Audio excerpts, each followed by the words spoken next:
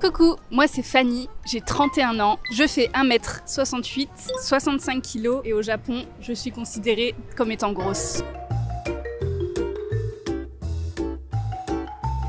Ça fait depuis mes 24 ans que je vis au Japon et j'ai pris 10 kilos depuis, donc voilà, au fur et à mesure des années, j'ai pris du poids. Je vais vous expliquer pourquoi, il y a des raisons pour ça. Mais il faut savoir que malgré tout, mon IMC reste quand même dans la norme. Et pourtant, c'est pas vraiment perçu de cette manière-là au Japon. Mais alors pourquoi, avec une corpulence qui est considérée comme normale ailleurs, ici je me sens si différente des autres? Et qu'est-ce qui fait que ici, la perception qu'on a du poids est si particulière? Bon, déjà, il faut comprendre qu'il y a une grande différence entre le poids perçu, donc celui que les gens aimeraient avoir, et le poids qui est considéré comme médical, on va dire celui qui est calculé avec l'IMC. Et d'ailleurs on va beaucoup parler de l'IMC dans cette vidéo parce que je pense que c'est une référence qui est assez facile à comprendre et qui est utilisée mondialement, même si je sais que l'IMC c'est pas fiable à 100%, ça dépend de chaque corps. Il y a des gens qui vont peser très lourd parce qu'ils sont très musclés, il y en a d'autres qui vont peser très lourd parce qu'ils ont beaucoup de graisse, donc voilà, ça dépend de tout un chacun, je sais, mais bon, ça reste quand même la référence mondiale en termes de poids et de santé. Donc on va beaucoup parler de ça dans la vidéo pour faire des comparaisons entre l'Occident, le Japon, etc. Alors moi, par exemple, si on fait le calcul de mon IMC, je suis située à 23. Il faut savoir qu'un IMC qui est considéré normal, une personne qui est considérée en bonne santé, elle aura un IMC qui oscillera entre 18,5 et 25. Au-delà de 25, on est considéré en surpoids et en dessous de 18,5, on est considéré en sous-poids. Donc voilà, moi je suis pile dans la norme et je vous avoue que j'ai fait le calcul il y a pas si longtemps que ça parce que j'étais persuadée d'être en surpoids. Je sais pas trop pourquoi. Je pense que c'est soit ma vision de moi-même, soit justement le fait de vivre au Japon et le fait de me prendre des petites remarques par-ci par-là qui m'ont fait avoir l'impression d'être plus grosse que ce que je n'étais vraiment, je pense. Plus jeune, j'ai toujours eu un IMC qui était entre 18 et 19, donc j'étais vraiment ultra fine. Mais ça depuis enfant et même à l'adolescence, à tel point que quand j'étais au collège, je veux pas dire que je me faisais harceler, c'est un grand mot, mais je me prenais des réflexions sur mon poids qui n'étaient pas très agréables à entendre, c'est-à-dire qu'on me disait que j'étais un squelette, que j'étais anorexique, ce qui n'était pas vrai du tout, ou que j'étais encore pas intéressante pour les garçons parce que j'étais une planche à pain.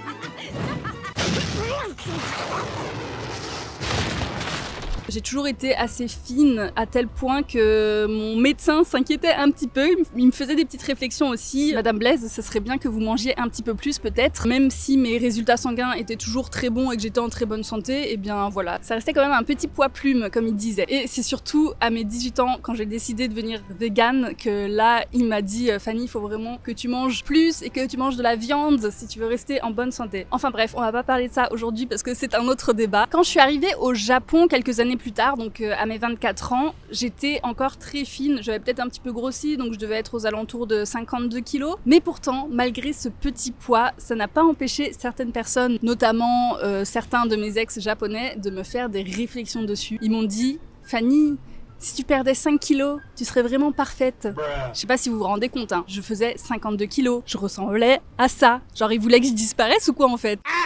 Ou bien j'ai aussi eu des réflexions sur mes fesses en disant que j'avais des grosses fesses, enfin voilà. Je ne suis pas la seule à qui c'est arrivé, il y a Jelly qui a eu la même expérience alors qu'elle était encore plus fine que moi je pense à l'époque. Bon en tout cas moi dans ma tête à cette époque-là, malgré les petites réflexions que j'avais et tout sur le sujet, je me sentais pas spécialement mal dans ma peau, je me sentais même plutôt bien je pense. J'avais pas du tout l'impression d'avoir du poids en trop ou quoi que ce soit. Et je crois qu'on va changer d'endroit parce que là je suis en train de cuire au soleil. Changement de décor, croyez-le ou non, on se trouve actuellement dans le centre-ville de Tokyo à Shimokitazawa. On dirait que je suis à la campagne, mais non, pas du tout. Alors laissez-moi vous parler aujourd'hui de Wild, qui est le sponsor de cette vidéo. Vous le savez peut-être déjà, mais Wild, c'est une marque que j'adore vraiment, et même avant de faire des collaborations avec eux, j'utilisais déjà leurs produits, ça fait donc plusieurs années que je suis cliente. Franchement, à chaque fois, c'est vraiment un immense plaisir pour moi de pouvoir vous les présenter. Alors Wild, qu'est-ce que c'est? C'est une marque éthique qui propose des déodorants, des gels douche, des baumes à lèvres qui sont rechargeables avec des étuis réutilisables haut de gamme, super beaux. Tellement beaux, regardez-moi ça, que vous avez envie de les montrer fièrement dans votre salle de bain. En plus de sentir extrêmement bon, regardez-moi ce parfum caramel latte et d'avoir des déos qui fonctionnent réellement. Ils sont écolos. Tous leurs produits sont véganes, sans parabènes et sans sel d'aluminium. Et en plus, comme si c'était déjà pas assez parfait, pour chaque achat, ils vont planter un arbre. Franchement, moi je suis fan du concept, c'est beau, c'est bon pour la planète et en plus c'est bon aussi pour la peau, mais quoi demander de mieux? Aujourd'hui, j'aimerais surtout vous présenter leur grande nouveauté, le déodorant Roll-On. Comme les déodorants en stick qu'on connaissait déjà, ils sont rechargeables, sans plastique et ils offrent une protection de 24 heures. En fait, ce qui va surtout changer, c'est au niveau de la texture, donc elle est beaucoup plus fluide et légère. Quand vous l'appliquez, ça sèche en quelques secondes seulement et du coup, vous n'avez aucun risque de traces blanches sur vos vêtements. Moi, personnellement, j'aime bien utiliser les deux, donc le matin, j'applique le Roll-On pour démarrer la journée tranquillement. Vraiment, il est super pratique ce déo là et en plus, je suis tombée amoureuse de la senteur fleur de cerisier, vraiment incroyable. Et le soir, j'aime bien appliquer le stick, notamment après le rasage parce que ça me permet déjà d'hydrater la peau et puis ça fait comme un soin nourrissant pendant la nuit, donc voilà, ça c'est très cool aussi. Enfin voilà, si vous aussi vous êtes aussi enthousiasmé que moi par Wild, ça tombe bien parce qu'avec mon code FANNYJAPON, vous pourrez bénéficier de moins 20% de réduction. Je vous mets également le lien en description. Merci encore à Wild pour leur confiance et puis bah, nous on retourne à la vidéo. Donc voilà, les années passent. Ensuite, je pense que c'est à cette période-là que vous m'avez connue quand j'avais à peu près 26 ans et qu'on a commencé la chaîne Ici Japon Corp. Je pense qu'il y a un bon nombre d'entre vous qui vient d'ici. D'ailleurs, dites-le moi si c'est le cas. Et comme vous pouvez le voir sur les images,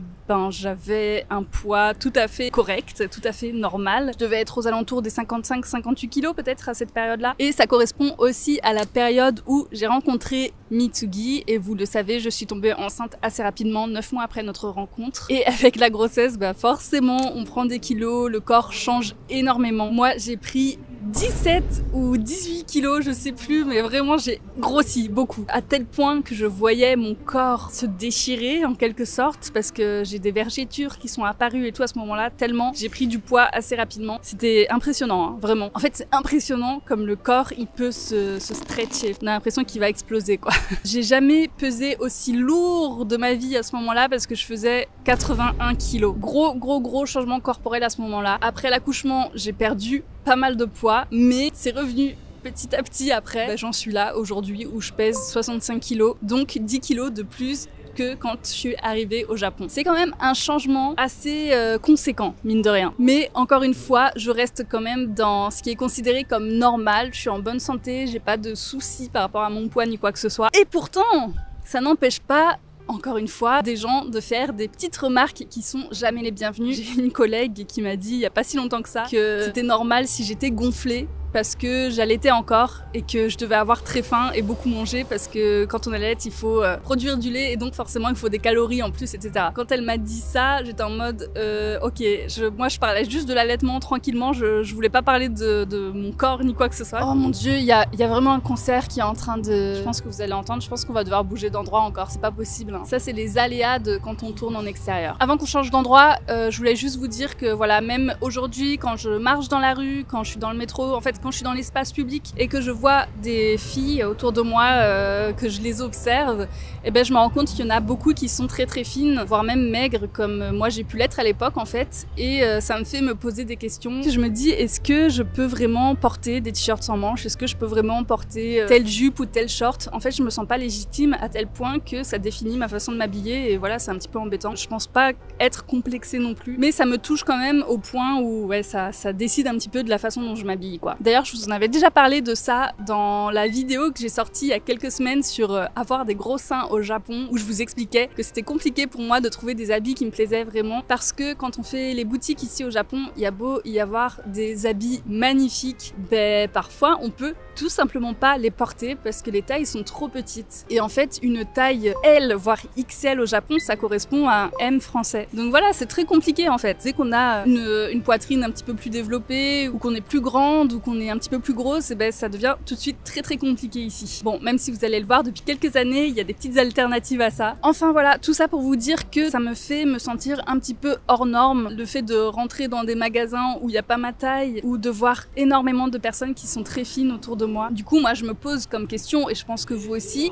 en quoi le corps des japonaises est si différent du nôtre. Il y a énormément de bruit derrière moi, donc on va bouger dans un endroit un petit peu plus calme. J'ai changé d'endroit, je suis pas non plus hyper loin de là où j'étais tout à l'heure, j'espère que vous allez pas trop entendre le bruit. Alors pour répondre à cette question, on va s'aider de quelques chiffres sur le sujet concernant l'IMC notamment, et j'ai réalisé ce petit tableau là qui va nous aider à faire un comparatif entre l'IMC des jeunes japonaises, des françaises, des suissaises, des belges, des canadiennes. Voilà, j'ai essayé de prendre un petit peu tous les pays francophones parce que je me suis dit que vous seriez concernés. Pour faire ce tableau, j'ai cherché la taille moyenne et le poids moyen moyen selon chaque pays et après j'ai calculé l'IMC. Donc je dis pas que c'est 100% correct les résultats qu'il y a ici, mais ça nous donne quand même une idée. C'est très intéressant parce que si on regarde l'IMC des japonaises, on voit qu'elles mesurent en moyenne entre 157 et 158 cm et qu'elles font en moyenne entre 52 et 55 kg, ce qui équivaut à un IMC de 21-22 à peu près, alors que pour les femmes occidentales, la moyenne de taille est de 164-165 cm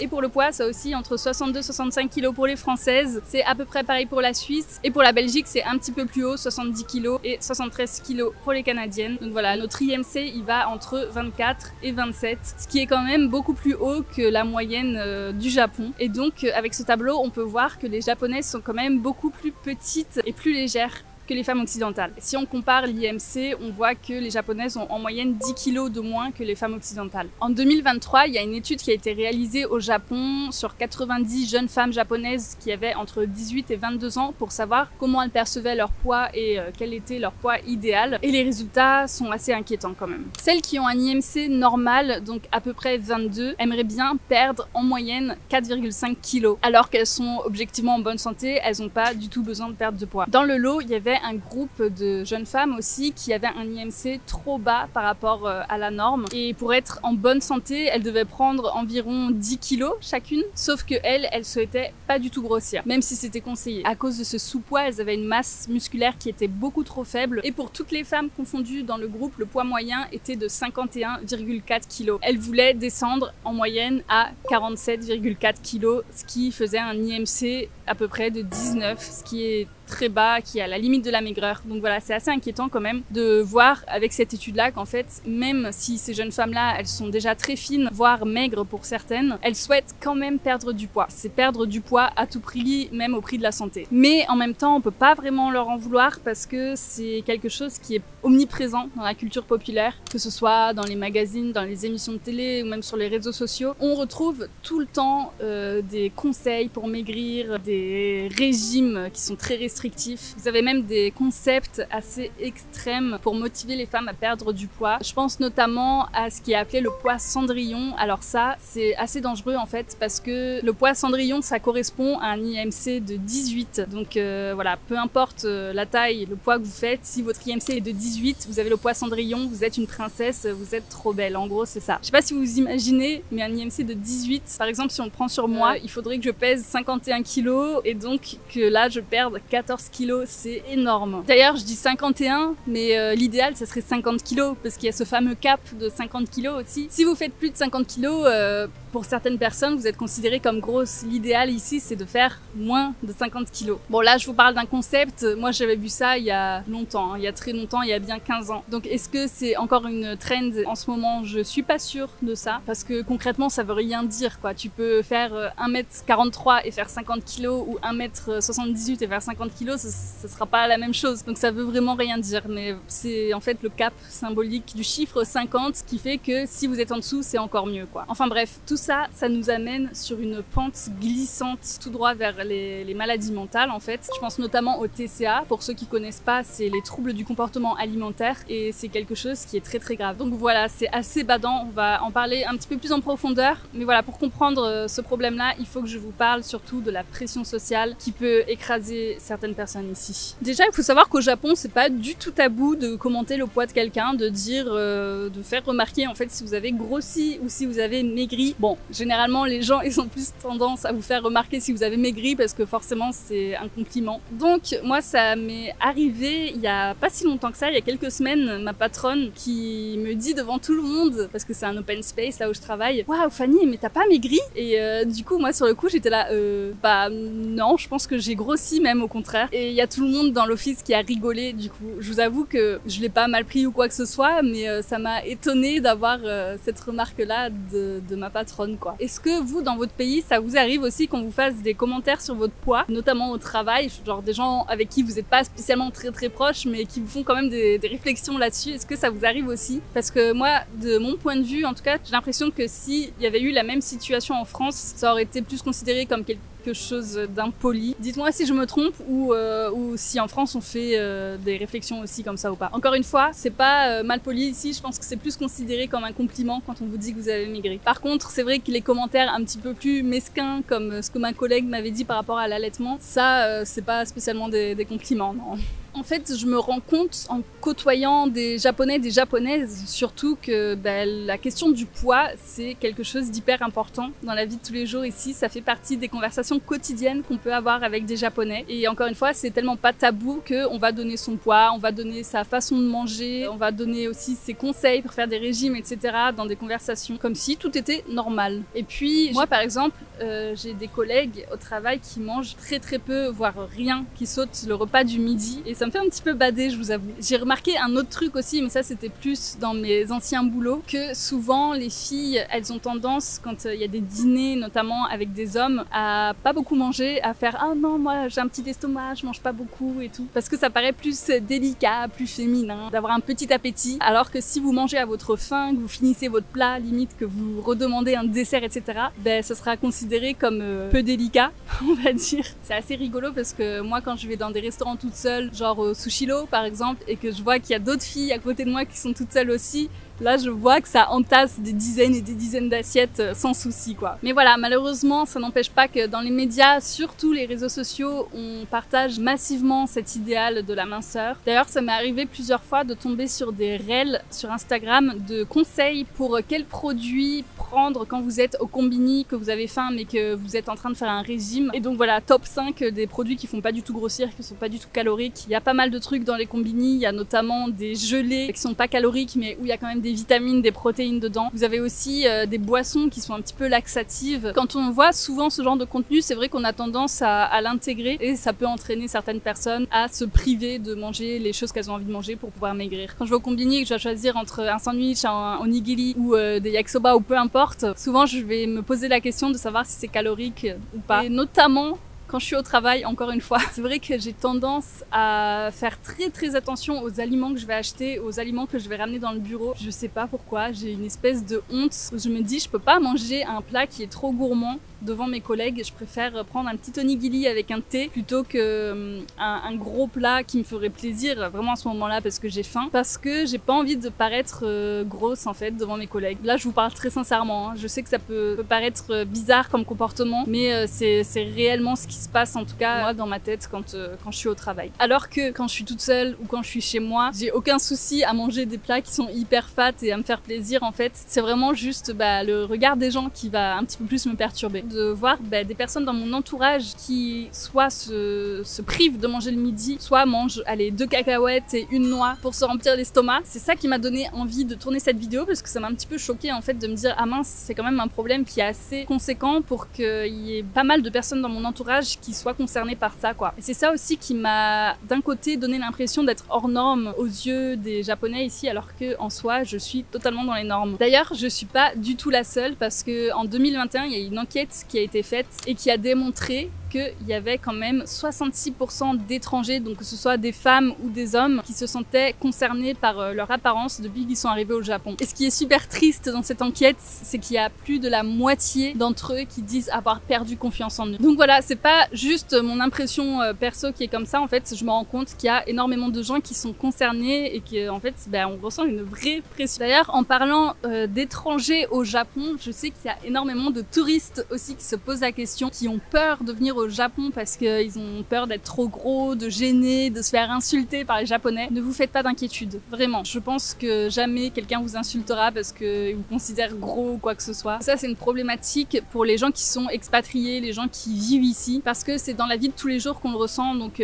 quand on doit aller au bureau, qu'on côtoie d'autres Japonais dans notre quotidien, qu'on doit s'habiller ici, trouver des vêtements dans les magasins qui sont à notre taille. Mais vraiment, quand vous voyagez ici, il n'y a pas de souci. Au pire du pire, je pense que vous aurez peut-être des regards de certaines personnes qui sont mal polies. Si vous venez en vacances quelques semaines, quelques mois ici, vous faites pas de soucis par rapport à ça, tout va bien se passer. Vous êtes toujours les bienvenus au Japon, que vous soyez gros, maigre, peu importe. Sur ces bonnes paroles, maintenant j'aimerais bien vous parler des conséquences qu'il y a sur la santé. Parce que on dit souvent que les Japonais sont en super bonne santé, qu'ils vieillissent super vieux, qu'ils ont une grande longévité, etc.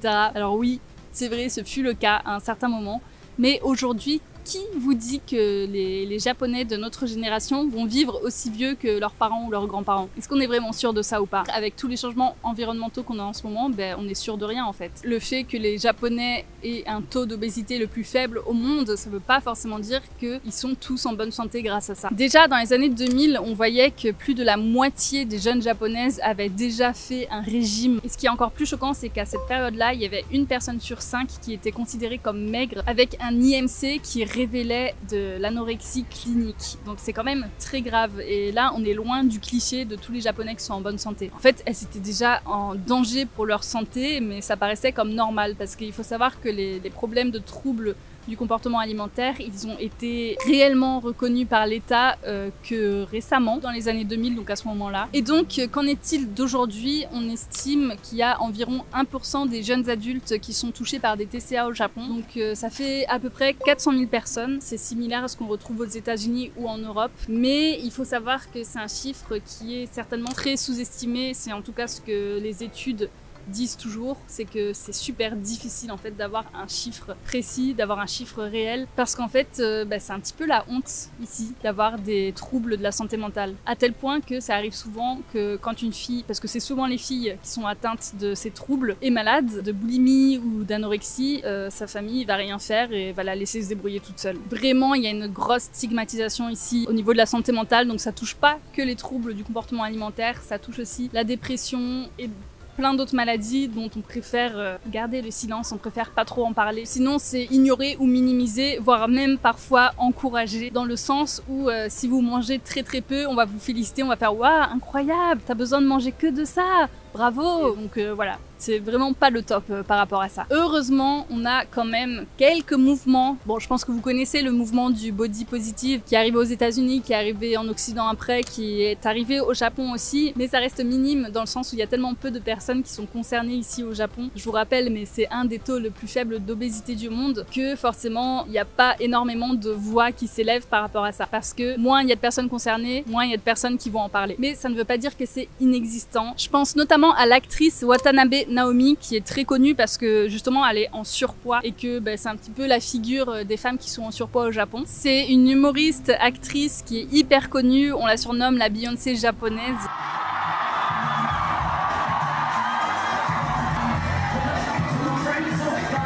Et elle a réussi à faire exploser sa carrière parce qu'elle est très douée, elle est très forte, mais aussi grâce à son poids. Ça a donné un petit peu son caractère unique. Et on va dire qu'elle a un petit peu ouvert la brèche dans cette norme qui est la minceur extrême. D'ailleurs, elle a fait des trucs qui sont super cool. Elle a notamment créé sa propre marque de vêtements. Elle a des magasins maintenant dans Tokyo où elle fait justement des tailles qui n'existent pas dans les autres magasins, donc des tailles beaucoup plus grandes que ce qu'on trouve d'habitude ici. Et je trouve ça trop bien. J'ai trop envie d'aller faire un tour dans ce magasin-là pour voir s'il y a des choses qui m'iraient ou pas, des choses stylées en plus, parce que c'est ça le truc, c'est que nous on veut des vêtements qui sont stylés. Mais bref, voilà, même si ici on préfère quand même la maigreur, ça fait plaisir de voir que y a quelques personnes connues, reconnues, qui montrent une autre normalité qui existe aussi ici. Moi ça me fait plaisir parce que je me sens aussi un petit peu concernée, et d'ailleurs ça me permet aussi de vous parler un petit peu de mon ressenti et moi de mes objectifs sur le long terme par rapport à mon poids.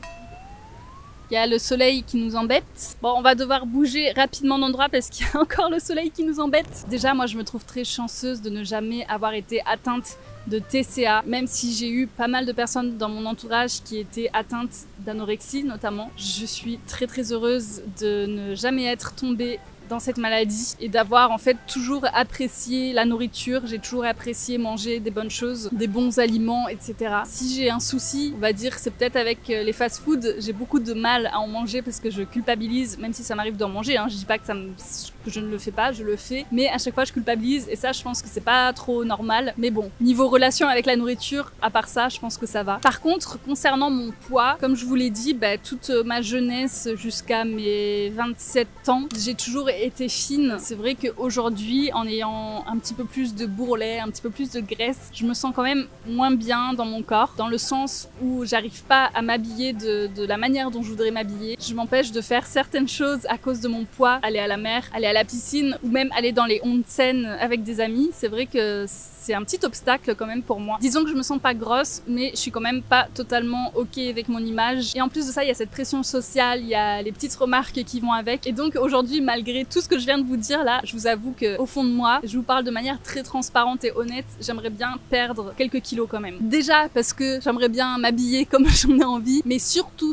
et la raison principale, c'est parce que j'ai envie d'être en bonne santé, j'ai envie d'être forte, j'ai envie d'avoir des muscles pour bien vieillir et pour avoir une belle vie malgré les années qui passent, malgré la vieillesse qui va arriver un jour ou l'autre. Et voilà, j'aimerais bien rester forte et en bonne santé pour ma fille le plus longtemps possible. J'aimerais bien avoir d'autres enfants aussi et je sais qu'il faut avoir un corps en bonne santé pour pouvoir porter la vie. Donc voilà, mon objectif, moi aujourd'hui, ça serait d'arriver au moins à 60-62 kilos. C'est pas une énorme perte de poids que je souhaite, c'est juste quelques kilos, mais je pense que ça fera la différence et que je me sentirai mieux dans mon corps avec ça. Voilà, c'était ce dont j'avais envie de vous parler. Dites-moi, vous, de votre côté, combien de kilos vous faites? Non, je rigole, je sais que c'est une question qui se pose pas. Vous êtes libre de le dire, en tout cas dans mes commentaires, si ça vous gêne pas. Est-ce que vous avez une bonne image de votre poids ou est-ce que vous aimeriez bien en perdre ou en gagner? Je sais aussi qu'il y a beaucoup de personnes qui sont en situation de maigreur, qui aimeraient bien prendre plus de kilos, mais c'est très compliqué pour certaines personnes de prendre du poids. Donc force à vous, je vous oublie pas, j'ai été dans cette situation aussi. Sur ce, moi je vous dis à la semaine prochaine pour une autre vidéo. N'oubliez pas de mettre un like, de booster, de mettre un commentaire, tout ce que vous pouvez, ça m'aide énormément. Je tiens à remercier encore une fois Wild d'avoir sponsorisé cette vidéo. N'oubliez pas, je vous mets le lien en description si jamais l'offre vous intéresse. Vraiment, vous ne serez pas déçus. Je vous assure que leurs produits sont incroyables. Et moi, je vous dis à la semaine prochaine. Bye bye.